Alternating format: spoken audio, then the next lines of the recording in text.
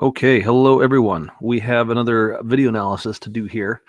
This is a 15-year-old, and as usual and as always, I want to walk through his swing for you, breaking down what I see regarding hitting standards and talk a little bit about style. We have a guy here that really likes to do a lot of movement, and I'll talk about some pros and cons regarding that. So if you have a hitter who moves a lot, there are some very good things to see in this video, and there's some cautionary pieces of information. So let's get at it. so I don't think it really matters that tee is set up really high, because I'm not looking at that as much as I'm watching how the body moves. So as we get moving here, the first thing we always look for is momentum. But before I do this in slow motion, let me play this through once or twice, and I want to let you have observations. So just go ahead and take a look and see.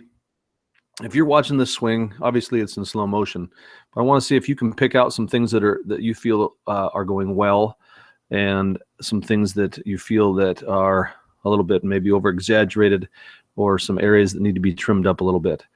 So I'll play a few more times and we'll talk about those and see if what you were seeing matches what I'm saying. If you need some more time, go ahead and go back to where I began this little sequence here and take a look at some of those swings again, pause it, and think about it before I start talking again, and see if we match up. All right, first things first, we have a guy with a lot of momentum. Here's how I know. I look at where he's at the apex of his load, where I feel like his balance is good. His knee is inside his shoe and his hips are still inside of his knee. He stacks pretty heavily, but if I split his body right in half, and this begins to be the fully loaded position, watch how much he moves when that front foot hits the ground. Okay, so he's moved into where that arrow is now off his body. Most guys will end up moving their body half a hip width, and that's a pretty substantial movement. We have a lot of movement here. On the tee, I don't see there much of a problem. He manages that movement very well. You see when he hits his heel, his hips begin to open, and I can tell there's a lot of forward energy coming from that backside. Watch his back knee. As he hits, it slams forward, and there's that foot kind of pulls on the grass. His back foot pulls forward. So he's doing a very good job managing that momentum, turning that into energy. My concern is when this is a live pitch. Typically, when I have hitters that move this much on a live pitch, he's oftentimes, especially in anything that's average or below average, he's going to be mistiming, popping a lot of balls up to the right side, or rolling over balls that are on the middle end pitch. Timed well, this is a very powerful swing, but the risk is the movement in which he is getting is dangerous for promoting balance issues, particularly when he starts to hit with that front heel. You'll see the hips shift further forward and he gets out in front on things. Here's the way I would remedy this. I don't know if I'd recommend battling the movement as much as battling his pace. So if I talk about hitting pace, what I'm talking about is how fast the body moves when the foot comes off the ground right here to when the foot lands right here. Even though this is slow motion, you can tell, I've slowed this down more than 3/4 speed. You can tell that his body is moving pretty quickly.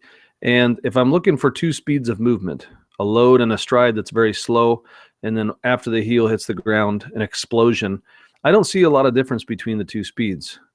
There's a movement backwards and an aggressive movement forwards, and then the finish. It's virtually one movement. And if you watch this video, if I had that ability, I'd show you in full speed. It's very quick. So with this guy, or quick hitters, what I recommend is when that stride foot comes up, there is no need to hustle through that load and stride. It only fouls up your potential balance points. So a real easy, gradual movement forward would actually probably reduce his movement.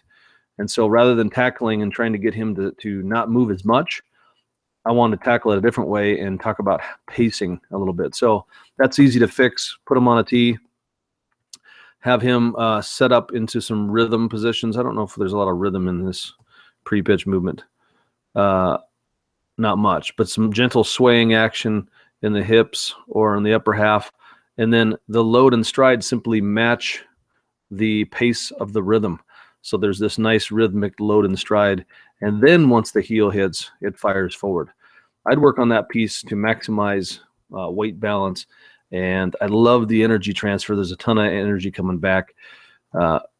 Guys that do this understand how to balance and stop that momentum from continuing forward, and then they understand their backside. The opposite of this would be not enough momentum, and you would see the back foot spinning in place, and sometimes you'll see the heel skip backwards. So if there's too much weight placed forward, and you get that. So this is tricky to get. It's not an easy. This is a good-looking lower half, minus, I think, the little bit more aggressive movement than I'd like. All right, shifting to the upper half. I want you to notice something. Take a look at the bat speed and tell me where in the swing the barrel picks up speed.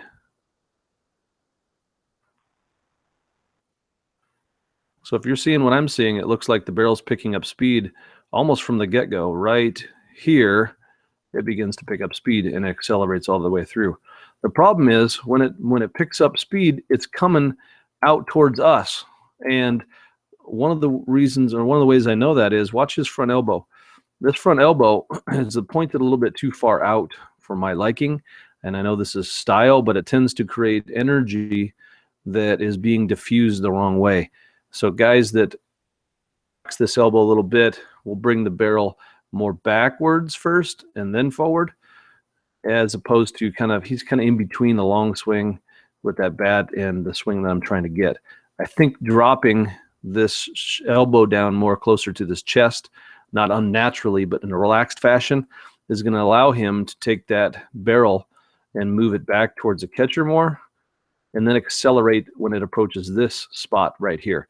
So if the energy is not lost coming from back here forward, or sorry, towards us with the camera angle, then it can be converted from here forward in a much more efficient capacity.